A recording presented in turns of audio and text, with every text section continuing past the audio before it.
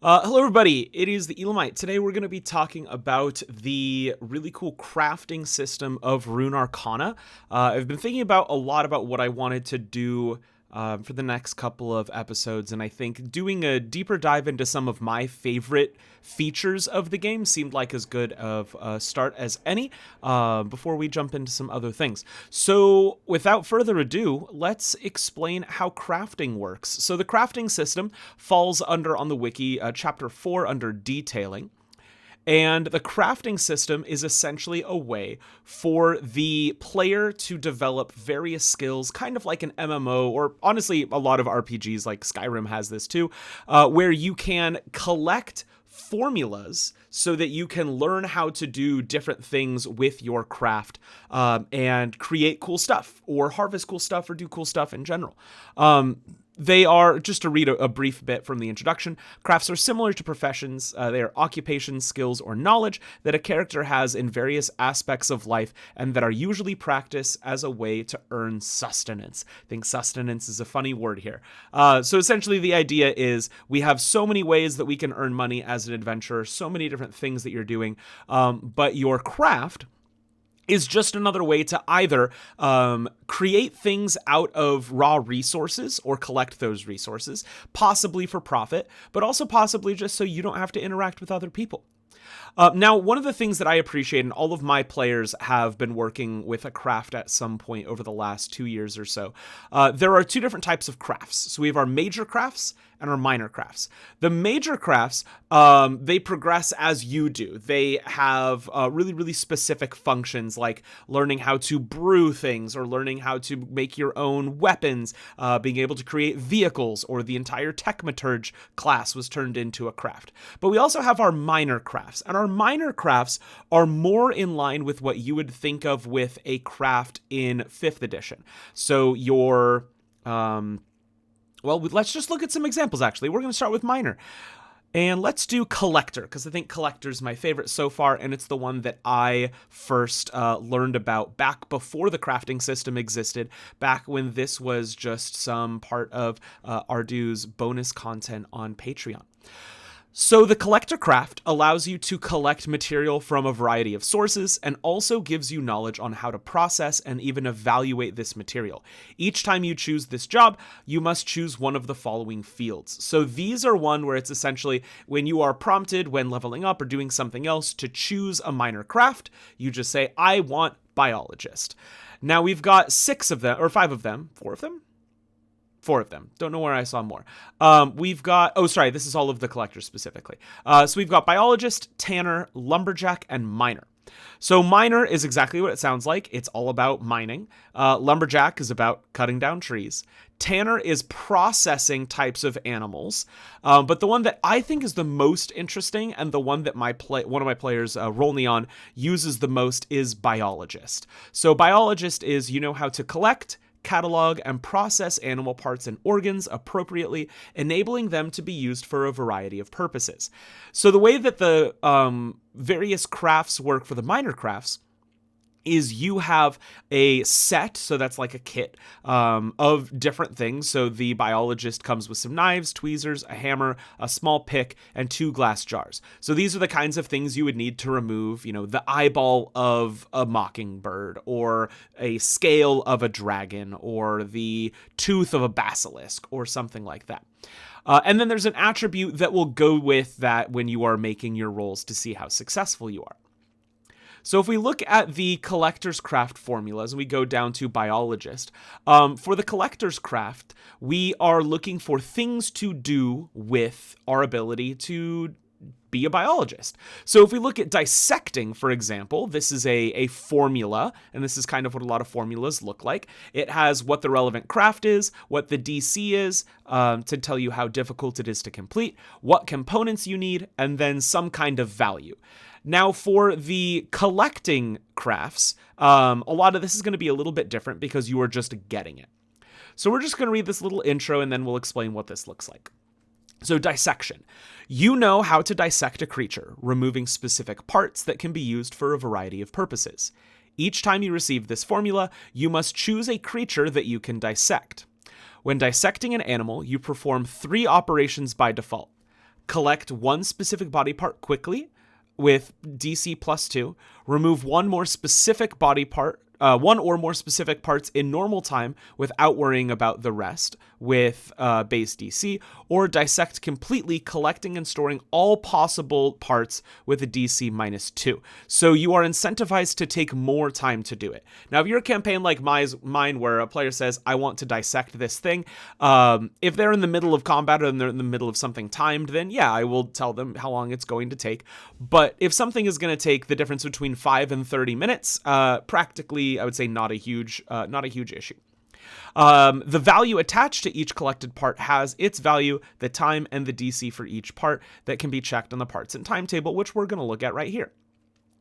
And then all of the crafts have some kind of bonus when you get a natural 20 on your roll. So for this one, it's that you get to do it in half the time. So let's look at kind of what we've got going on here. So if we just want to take out the fang or claw of a small to large creature, I want to take the claw out of that dragon. I want to defang that basilisk, as I gave the example earlier. We have a DC of 13 that we need to meet. If you want to do it fast, you could do that with one action. I reach in, I grab the claw, and I rip it out of it. And you're done. The medium speed, where you are taking the time to get multiple things and you're not rushing through it, takes a minute. And to slowly get all of the different claws, it's a little bit easier. You go a little bit slower. You do it in 5 minutes, which I think is a pretty reasonable differentiation and also not too hard of a DC.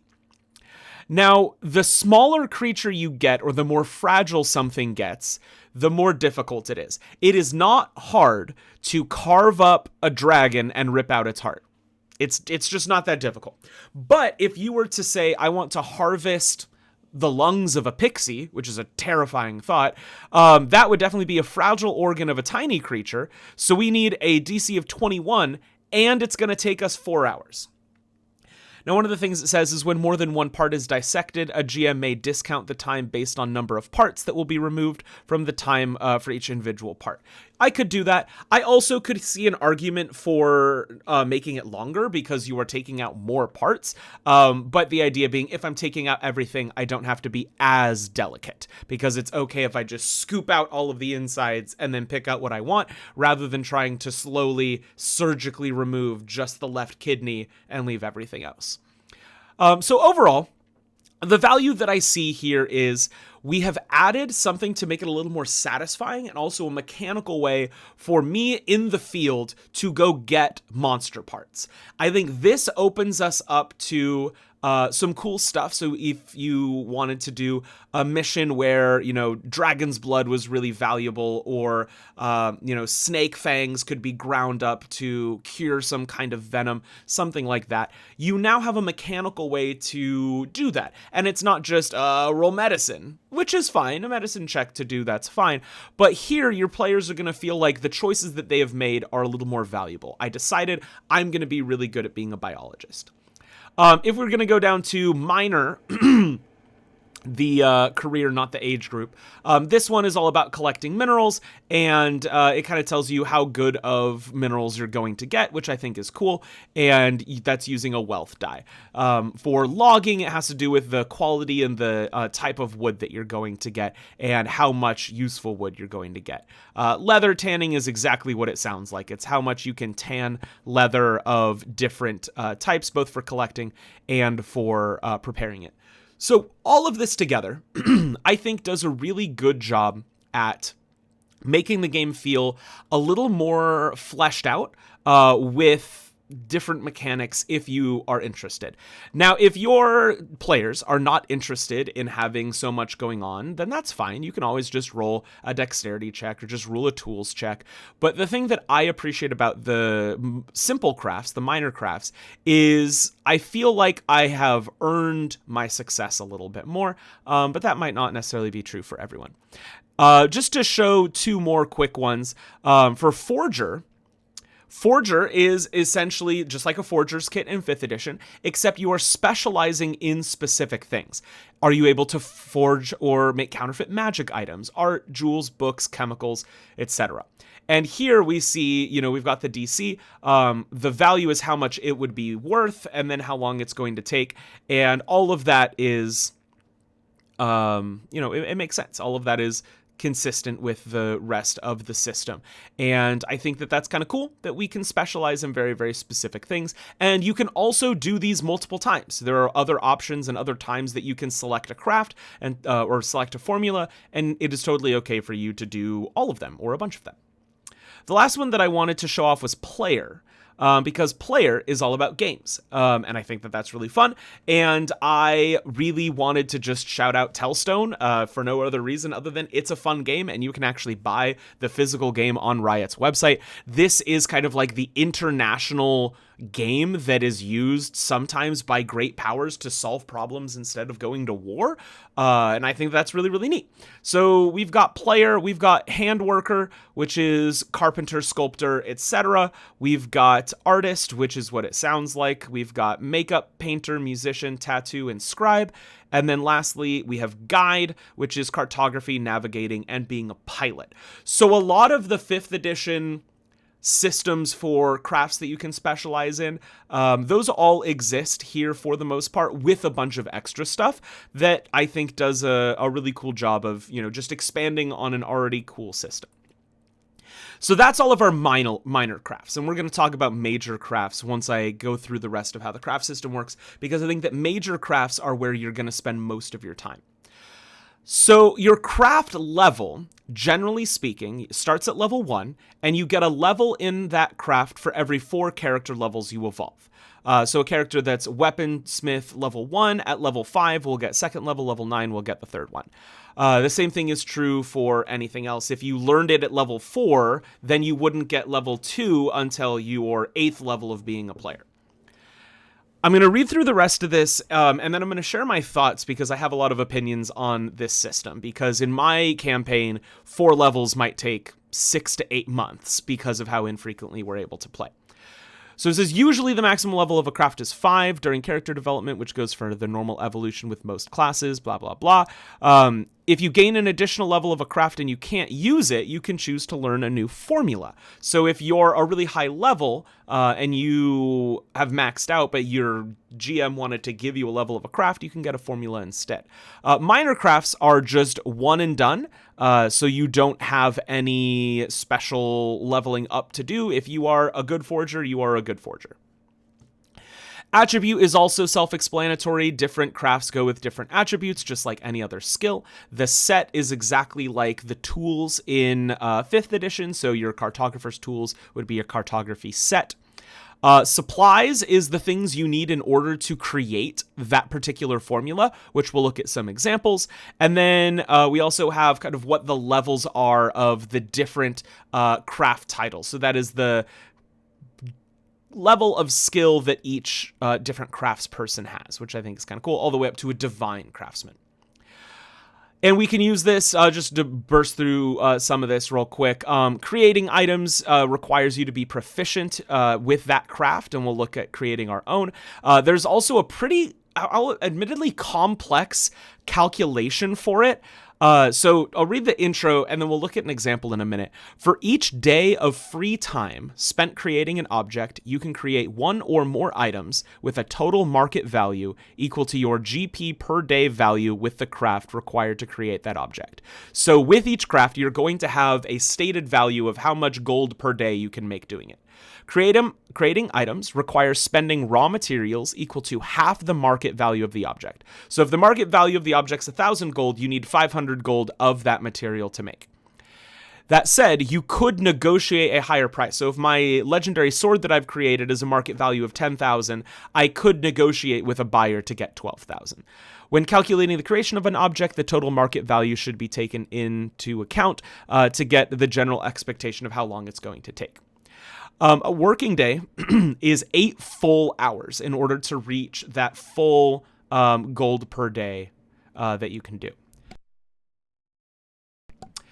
And the whole crafting system is all around the idea of how much money are you generating for the value of this thing over time.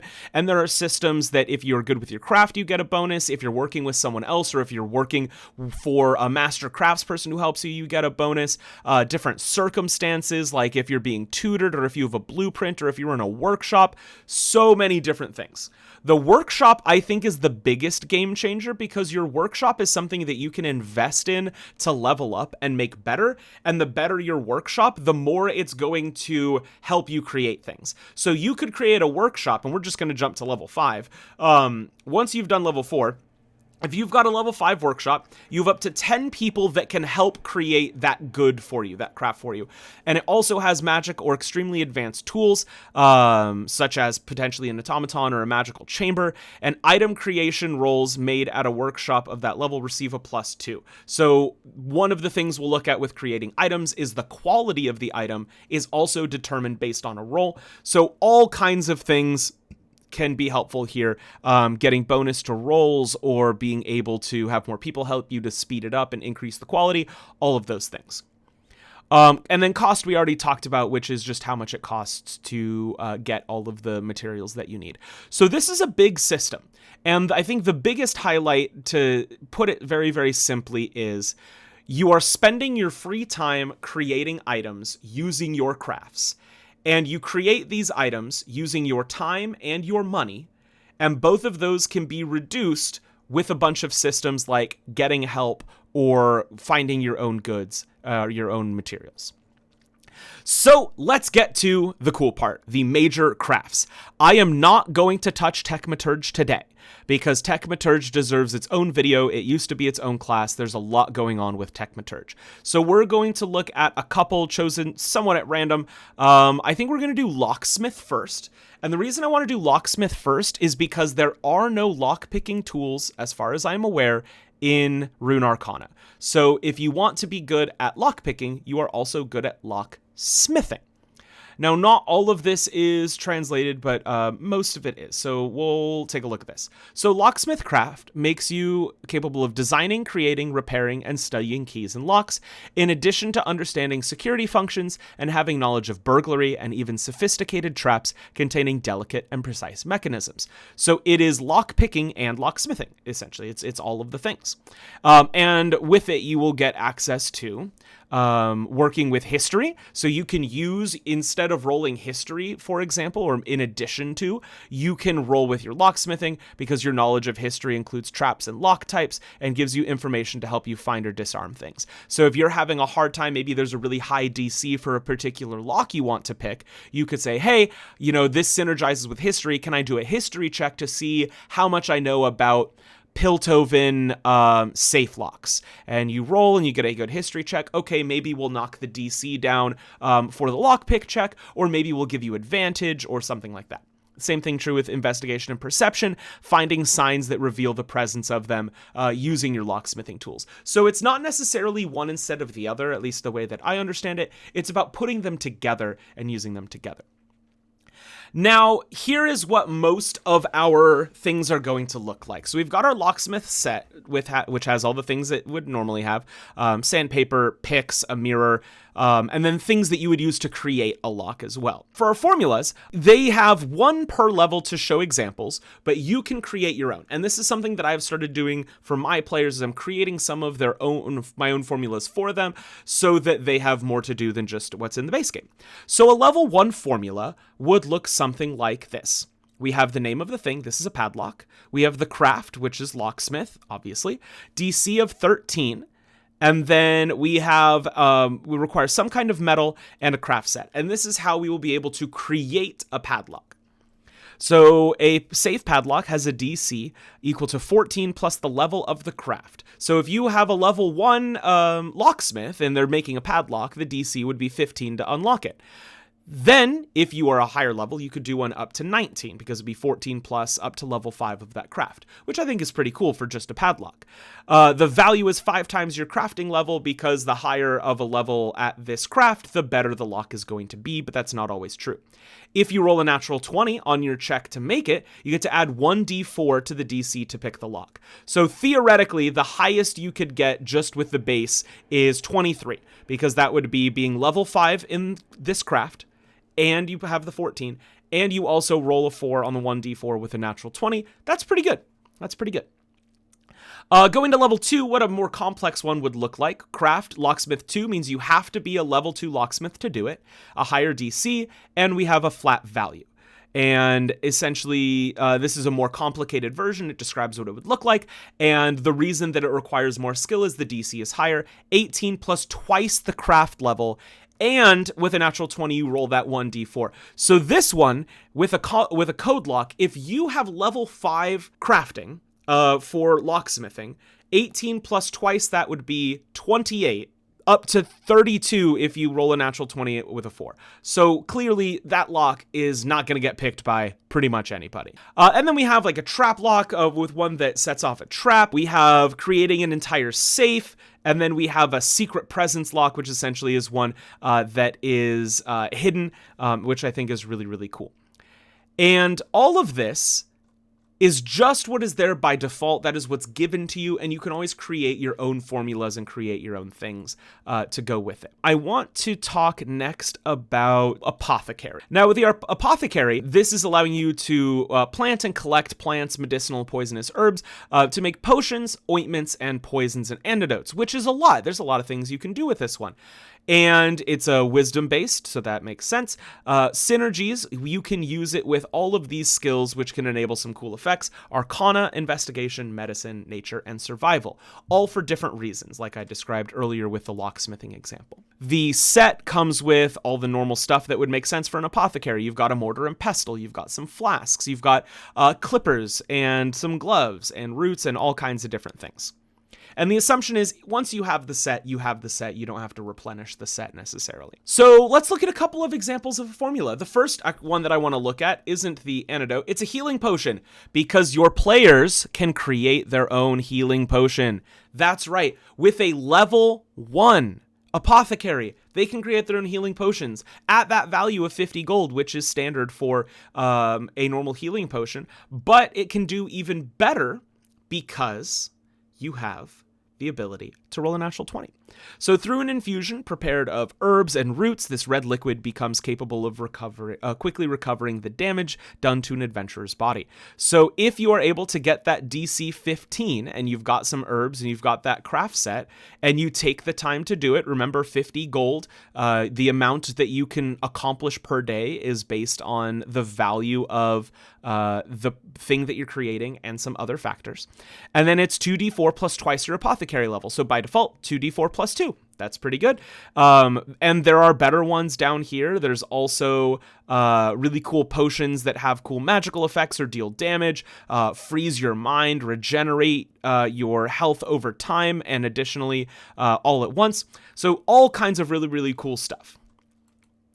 So let's take a look at formulas. Did I go through all the things on crafts? Yes. Okay, so let's go to formulas because the formulas are where a lot of the flexibility and the creativity comes in, because there's so much more to the crafting system than just what is provided to you on the wiki or in the book when it comes out. This is all of the things that would normally go in a formula. Let's read the little introduction really quick. All crafts develop several operational activities, with some of these activities being the construction of results, whether through weapons, armor, items, sculptures, paintings, and practically any object that can be used in everyday life or in adventures.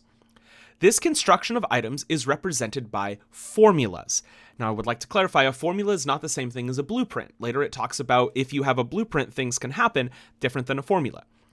Formulas, each of which contains information regarding what is necessary to perform the same thing, often having requirements linked to a certain craft. Usually that's going to be true. When you gain proficiency with or advance in a craft, you can learn a number of formulas from that craft equal to your intelligence modifier. So this is incentive for everyone to be at least a little bit intelligent. That said, I also have just given my players formulas as a reward for things instead of only doing it when they level up. So this is another creative thing like gold or renown or magic items or rumors that you can give to your players as they achieve different feats. These formulas represent what you can create with the craft in concrete form. When reproducing these formulas, you must meet the requirements. And here is an example of what's contained in one. So we have the name, the prerequisite, if there is any other than the craft.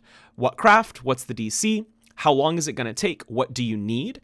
How much is it going to be worth? And some details about it with the description and what happens at level 20. We've already looked at some of the formulas, but we're going to talk about executing a formula because this is not the creating of a thing for the first time, but to do it once you've done it several times. So to create an object, you must execute the formula for it. Each formula has a preparation time. When it doesn't exceed an hour, you can do it during a long or a full rest without interfering with it. So having a lot of quick formulas is nice because you could say, all right, I'm going to take a long rest, and also I'm going to go create that health potion, or whatever that might be for other things. Formulas have levels starting at level 0, and that would be something that's common knowledge, and then it goes up to things that are a little more advanced. Higher level stuff can only be executed by people who know the formula, but if a craftsman has access to an object resulting from that formula and enough time and resources, you can try to reproduce it, but there's an extra difficulty there. So if you have never created a magic wand before, but you have a magic wand in front of you and someone gave you written instructions on how to do it, you can try that multiple times until you have mastered the formula. So don't think of formula as a thing that you have on a piece of paper you tuck in your notebook. Think of the formula as the culmination of all of the knowledge and experience needed in order to do something successfully. So the roles is kind of complicated. So we're just going to jump down to the preparation modifier and how it works. No, I lied. We'll do the whole thing. So when you are preparing a formula, so the first time you're getting ready to do it, this is not to create the thing. This is to learn the formula. You have to succeed on a particular check. For a formula that has a cost of more than 5 gold per day or time over an hour, then that day's work yields the amount of gold per day needed to complete that day's work. And that amount is deducted from however much you need to create the item. So if I need 10 hours and 1,000 gold, but I'm making, 5 gold per hour, and I'm doing it for an hour, I can subtract that. It's a little confusing. Seeing an actual example is going to be much more helpful. In case of a failure, then the difficulty goes up. Learning a formula. If you have access to a formula you have not yet learned, whether through a teacher, notes, diagrams, or whatever, the example that I always give is in Avatar: The Last Airbender finding a bending scroll. They don't immediately master it, but now they know what it looks like to practice it to master it. Learning a formula requires as much dedication or more than to create an item. When you dedicate 8 hours in a day to learning a formula, you learn at a rate of 5 gold per day. So 5 gold per day if you are doing a full day. Add this to your craft level -1. So if my craft level is 1, 1 minus 1 is 0, to the gold per day value. To this value, you multiply it by 2. And then you add your intelligence modifier, and that gives you your gold per day. So there's a lot, and there's an example, I promise. For a formula to be learned, you have to reach 1/10 of its market value in working days based on how much that costs. So all that, we're going to do the example, because the example is going to be the most helpful thing. So a formula that has a market value of 500 gold. So let's say I want to make a nice piece of plate mail that's really, really fancy. 500 gold. The learning value is 50 gold because that's 1/10 of its value, which is described in the section above.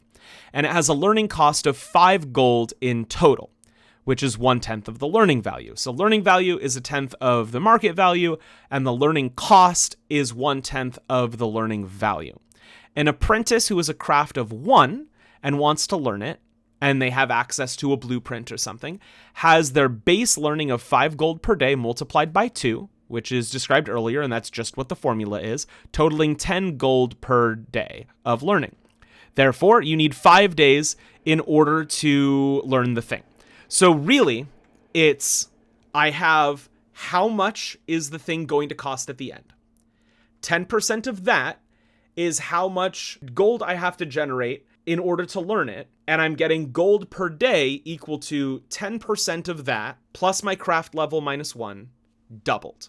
It's not terribly complicated when you see the example, but just reading this is a little bit overwhelming, and I think that just having a formula written, I think would be helpful, which I might suggest later.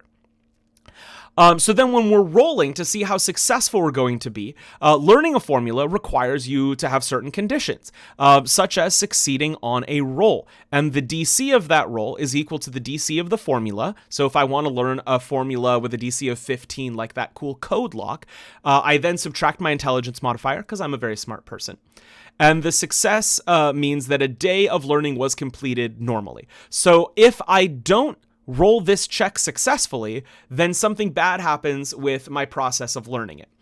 So learning modifier is your craft level plus half your proficiency bonus plus the attribute modifier. You combine all of those things, you add it to the D20, and if it's higher than the DC minus your intelligence modifier, you have successfully done a day. In the case of failure, you mark by a margin of up to 5 points, so only a small miss, only half of the value in time invested or lost. So that means that instead of getting that, 10 gold per day of learning that I wanted earlier, I've only done 5. A natural 1 is always a failure, and a natural 20 doesn't mean that the day was a success, because the DC might be 30. So if the DC is not met, then the formula is too complex to be learned. When a natural 20 occurs and the learning DC is met, that it means the learning day was extremely productive, counting for a full day of learning extra without needing to spend additional money. There are also some systems if you have a workshop or an instructor, or if the formula is very, very complex. And I think that there's a lot here, and I think it warrants like a little infographic that I might make, hopefully, that I think would be very, very helpful. But the point that I wanted to make by going through all of this is to show there's a lot of depth to the crafting system, and you can create your own formulas, you can learn new formulas, and instead of just saying, yeah, your player's been to a mine before, you would know how to effectively mine diamonds and turn them into a necklace, there is a system in place. And as someone who really likes a lot of rules and a lot of rolling dice and whatnot, I find it very, very fun. I do have players that would be very overwhelmed by this and would choose to just not interact with crafting, which is fine, because you use the systems and you use the things that you and your players find interesting and compelling. I personally find it very interesting and compelling, but because I only get to play for about 2.5 hours a week, 3 out of 4 or 5 weeks, we don't spend a ton of time on the crafting and more time on the adventuring. But in my ideal world, where I have a group that can play every week for 5 or 6 hours, you're damn right I'm taking a break to do some crafting. The last thing that I wanted to show off and talk about really quick is just the concept of creating your own formula. So in some cases, the creation of an item is not tied to a formula, perhaps because a formula doesn't exist yet. Maybe you're the first one to invent this thing.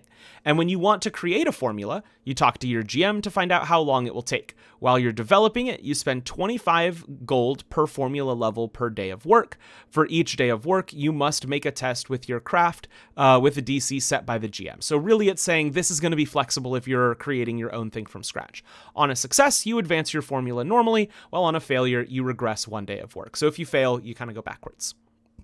2 quick things to close with. When you roll a natural 20, lots of cool things happen. Weapons versus armor versus other things that have these extra effects, which I think is neat. And the last thing that I wanted to show off is these general formulas, which are things that you can create and things that you can do without being a master. They are a level 0 craft that anyone could try.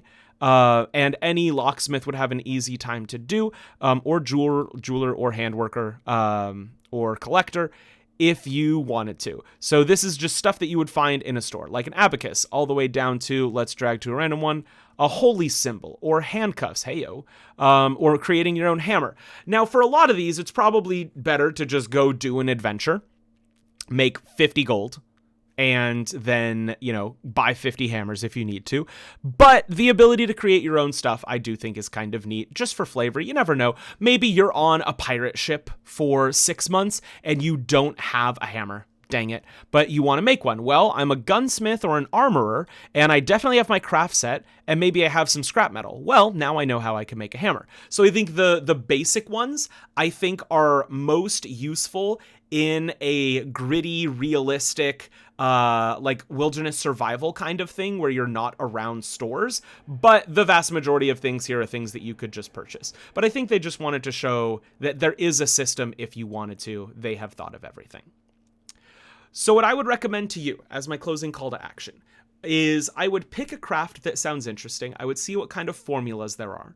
And I would talk to my GM about, hey, I want to be an armorer in the next town. Can I stop by the blacksmith and have them teach me how to make a shield? And then get a copy of that blueprint and try to learn that formula, and then get new formulas as you level up and as you continue to do your crafting.